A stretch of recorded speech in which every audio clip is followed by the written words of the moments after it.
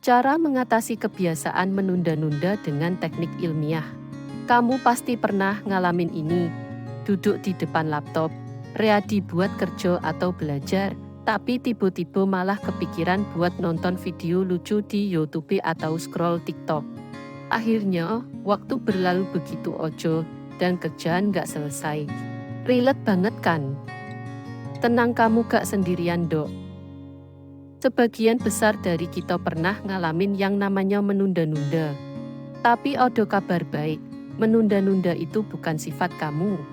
Itu cuma kebiasaan. Dan kebiasaan bisa diubah. Mbok ingin ngejelasin kenapa kita sering banget nunda dan gimana cara buat ngilangin kebiasaan itu. Kali ini, kita bisa pakai pendekatan ala Mel Robbins, seorang pakar ilmu psikologi. Jadi bukan sekadar teori asal bunyi. Yuk, kita bahas semuanya dengan santai tapi tetap informatif.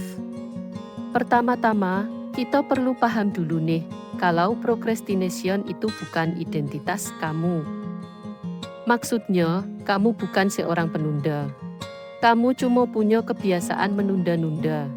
Bedanya apa? Kalau itu cuma kebiasaan, artinya bisa diubah. Menunda itu sebenarnya bukan masalah kamu malas kerja atau malas belajar. Ini ada hubungannya sama stres. Iya, kebiasaan menunda-nunda ternyata adalah cara otak kamu buat nyari pelarian dari stres yang lagi kamu rasain. Kenapa ini terjadi? Coba bayangin situasi ini.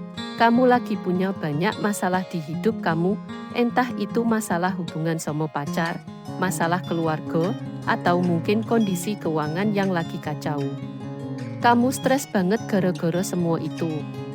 Lalu, pas kamu mau mulai kerja atau belajar, otak kamu langsung mikir, bentar deh. Kerjaan ini bikin aku makin stres. Mending aku cari sesuatu yang bikin santai dulu. Akhirnya, kamu malah buka video kucing lucu di YouTube atau scrolling Instagram berjam-jam. Kenapa? Karena itu ngasih sedikit rasa lega dari stres kamu. Tapi masalahnya, setelah selesai nge-scroll atau nonton video, kerjaan kamu tetap gak kelar dan stresnya malah tambah parah. Trigger, pattern, dan reward. Mel Robbins ngejelasin kalau procrastination itu sebenarnya bagian dari kebiasaan tertentu yang terdiri dari 3 elemen utama. Trigger. Pemicu kebiasaan menunda adalah stres. Setiap kali kamu merasa tertekan atau overwhelmed, otak kamu otomatis nyari jalan buat kabur dari tugas yang bikin stres. Pattern. Pola kebiasaan ini biasanya berupa tindakan menghindari kerjaan. Misalnya dengan ngecek media sosial, nonton video, atau bahkan nyari alasan buat nggak ngelakuin kerjaan itu sekarang. Reward. Setelah menghindar, kamu dapat hadiah kecil berupa rasa lega sementara dari stres. Ini yang bikin kebiasaan procrastinating terus berulang karena otak kamu suka sama rewardnya. Cara menghentikan kebiasaan procrastinating. Nah, kalau kamu pengen berhenti menunda-nunda, rahasianya ada di bagian kedua, ubah polanya. Kamu nggak bisa ngilangin stres sepenuhnya dari hidup kamu, karena stres adalah bagian normal dari kehidupan. Tapi kamu bisa mengontrol cara otak kamu merespon stres tersebut. Mel Robbins ngasih strategi simpel tapi ampuh buat mulai ngubah kebiasaan ini. 5-4-3-2-1. Apa itu teknik 5-4-3-2-1? Ini sebenarnya adalah cara buat mengganggu pola kebiasaan procrastinating di otak kamu. Jadi setiap kali kamu ngerasa mau menunda-nunda kerjaan, misalnya pas tangan udah gatel mau buka TikTok, langsung hitung mundur dari angka 5 sampai 1. 5. Stop sebentar dan sadar kalau kamu lagi merasa stres. 4. Ingat bahwa menunda-nunda cuma bikin masalahmu makin besar nantinya. 3. Berkomitmen buat mulai sekarang juga. Nggak perlu sempurna, asal mulai ojo dulu. 2. Fokus ke satu tugas kecil yang bisa kamu kerjain dalam waktu singkat, misalnya 5 menit ojo. 1. Langsung action tanpa mikir-mikir lagi. Oh, harus mulai dari 5 menit. Menurut penelitian yang disebutkan Mel Robbins, tantangan terbesar buat orang yang suka procrastinating adalah memulai kerjaan itu sendiri. Tapi begitu kamu udah mulai, meskipun cuma 5 menit, kemungkinan besar kamu bakal terus lanjut sampai selesai.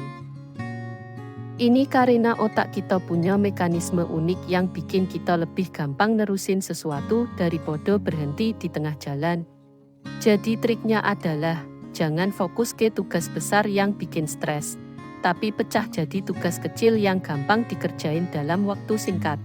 Tips tambahan buat ngurangi procrastinating, selain teknik 5, 4, 3, 2, 1 tadi, ada beberapa tips tambahan yang bisa kamu coba.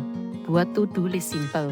Jangan bikin daftar tugas yang terlalu panjang dan ribet karena itu malah bikin kamu overwhelmed. Cukup tulis 3-5 hal penting yang harus kamu selesaikan hari ini ojo. Gunakan teknik Pomodoro. Kerja dalam interval waktu 25 menit lalu istirahat 5 menit untuk menjaga fokus dan produktivitasmu tetap tinggi. Hindari distraksi. Kalau tahu dirimu gampang tergoda buka media sosial, coba matikan notifikasi atau gunakan aplikasi pemblokir situs selama jam kerja studi. Reward diri sendiri. Setelah berhasil menyelesaikan tugasmu, kasih hadiah kecil buat diri sendiri, misalnya nonton episode favorit serial Netflix atau makan makanan kesukaanmu. Menunda bukan masalah sifat atau karakter bawaanmu, itu cuma kebiasaan yang terbentuk dari cara otakmu menghadapi stres.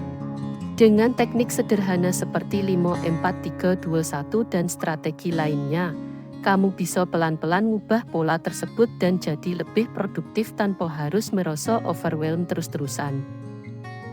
Jadi mulai sekarang, kalau kamu ngerasa mau menunda-nunda kerjaan, ingat ojo teknik ini.